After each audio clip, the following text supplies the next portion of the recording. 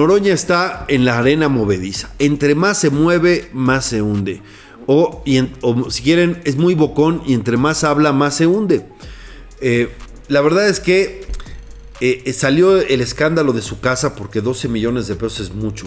Salió luego el escándalo de que lo que él decía que eran sus aportaciones por YouTube, sus donaciones, nada más que él las tiene prohibido recibirlas porque es servidor público. Pero además resulta que muchas de esas donaciones son de anónimos y de países extranjeros como Venezuela. Eso huele a lavado de dinero, alguna forma para pagarle otro tipo de favores, ¿no? Eso de que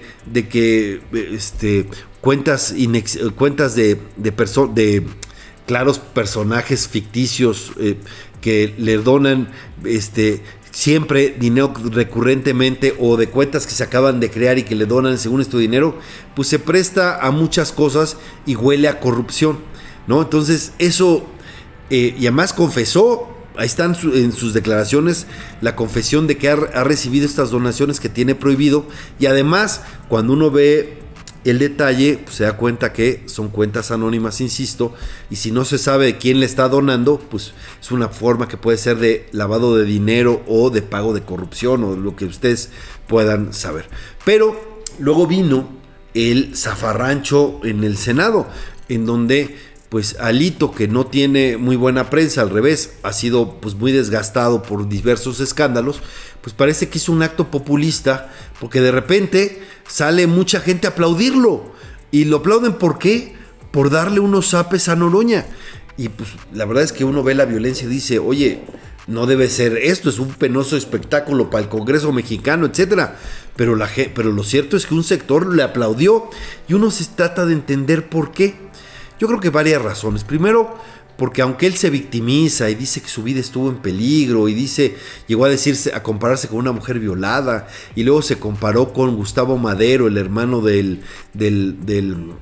apóstol de la democracia, que lo asesinó de una manera terrible, con mucha hazaña, uno llega y pues dice, está medio mal, ¿no? Se pelea con los comunicadores, se queja de que no lo ven porque este es un hecho inédito acá. ¿Y por qué es? Primero porque no es López Obrador, ¿no? No tiene ese teflón. López Obrador atacaba con vileza a sus adversarios, pero tenía un aura de mártir, quizás por el desafuero, lo que sea, y se victimizaba. Noroña se victimiza y no lo compran, ¿no? ¿Por qué? Porque tiene pues, su personaje dependenciero. El mismo día que se dieron estos hechos, retó a golpes a Federico Doring e insultó a Lili Telles. La insultó y le gritó, y no tanta prepotencia, pero además todos vimos también sus videos anteriores cuando era opositor, que hasta se quitaba la chamarra, empujaba, retaba a golpes también a Jorge Triana, le dijo que lo iba a golpear, etcétera. Entonces, algo que está muy en la cultura es que cuando el bravucón le ponen un alto, esto se ve como algo justiciero, y pues hay muchas películas incluso que enaltecen ese acto justiciero de ponerle un alto y dicen, es que se lo mereció, o se lo mereció, o se lo buscó, o le dieron su merecido, por estas lógicas de que el bravucón, ¿no? Entonces quizás eso haya pesado, y pues tiene muchos agravios, etcétera, en esto. Y otra es la polarización que tenemos en el país, ¿no? ¿Y quién es el responsable de esta polarización? Pues el que llega y desde la presidencia dice, quien está conmigo, de acuerdo conmigo, es pueblo, y quien discrepa de mí, entonces es el antipueblo, y es hasta traidor a la patria. Y eso está, y imagínense en el Congreso, donde en el Congreso obviamente la polarización se exaspera porque están todas las fuerzas políticas, y de repente pues no hay diálogo en el Congreso, no hay negociación, e incluso para cambiar la Constitución los hacen a un lado, ¿no?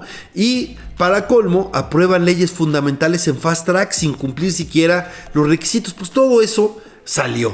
Pero a mí me llamó la atención que lo que parecía un antihéroe, que era Alito, salió por un sector aplaudido para un hecho que, pues uno diría, en el Congreso no debiera haber violencia, ¿es cierto? Pero uno tiene que ver los hechos y entenderlos.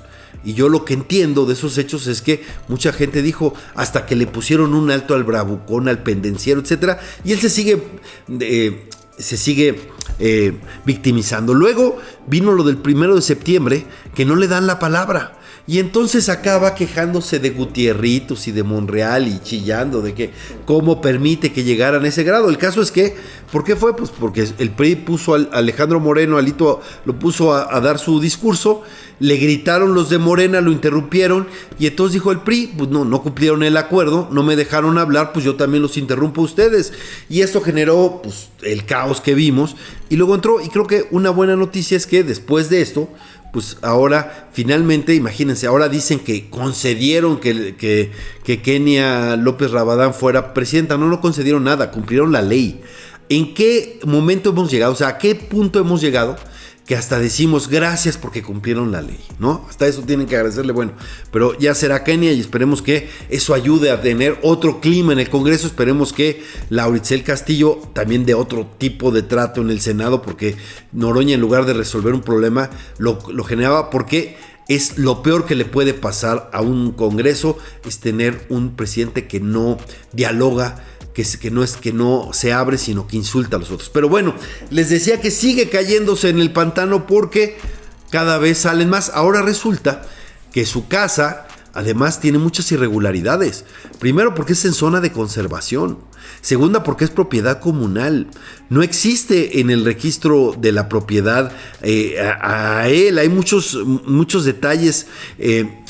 Parece ser que no coinciden las fechas en que ya por fin pusieron una cierta escritura y él lo empezó a pagar en otro momento antes. Entonces hay muchísimos errores, muchísimos problemas. El propio Noroña dice que la legítima dueña, la que está, pues ya está muy ciscada por todo este escándalo, porque salieron todas las tranzas que tuvieron que hacer para esa construcción, que está, insisto, muy irregular, y que ya hay un conflicto con el pueblo y con la asamblea.